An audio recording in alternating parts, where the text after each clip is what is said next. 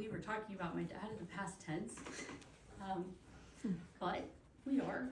So what is so helpful for me is thinking about my dad and what my dad gave to me. And one of the things that my dad gave to me was my sense of humor. We had a very similar sense of humor. And another thing he gave us was an appreciation for what we had. And this is a story that my cousins will relate to so much. So my dad grew up on a farm in Lynn, Indiana, in Randolph County, and his dad was born in 1903. And so they farmed in an old-fashioned way, and they had dairy cows. And one of the things that Dad and his siblings had to do when they got up every morning early at like 5:30 was milk cows. And they did that every morning, rain, snow, or shine, sleet, no matter what they had going on at school at 8 a.m. So as Lori and I were growing up, we lived in a neighborhood. We had neighbors, we lived on a cul-de-sac, but Dad still had his wood-burning stove, and wood had to be acquired every year. For whatever reason, he stored it at the back of our half-acre lot, so that every November-ish, Jenny and Lori had to fill up their red Rider wagon with lots of wood and haul it up to the back porch. And if you ever complained about this chore, he would threaten to get dairy cows. And it didn't seem completely out of the question, because our neighborhood backed up to a field. And on the other side of that field was a horse farm with a barn. So horses for many years, or cows for many years, didn't seem unrealistic.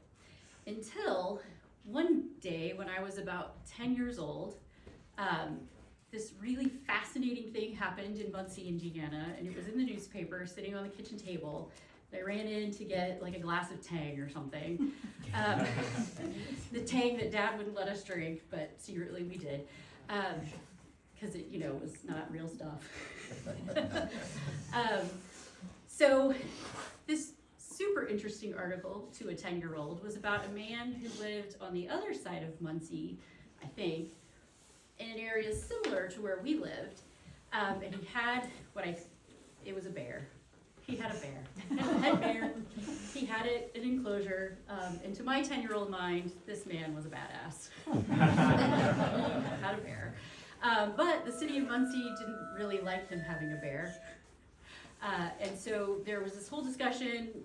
I'm engaged. I'm 10 years old, reading the newspaper, not a normal thing, but I need to know that this man got his bear back. And so there's this whole discussion about these local rules and what kinds of animals you can have on your property on different parts of the city and county.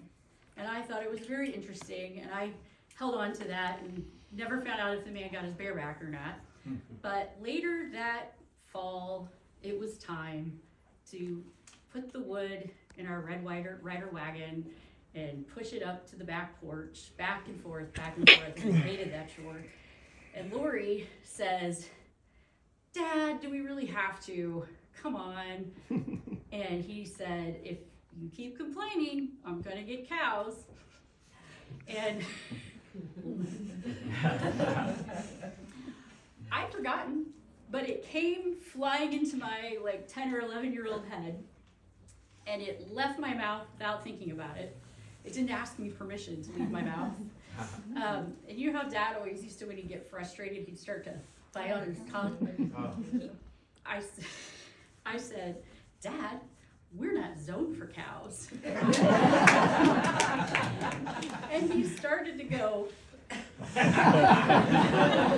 then his face changed, and it was like, okay.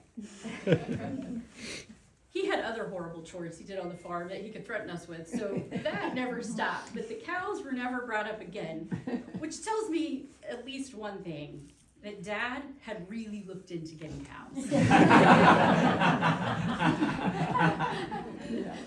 So I tell that story because I remember it for the purpose. I remember it for the reason that with Dad, if you had good reasoning and good logic, you can persuade him.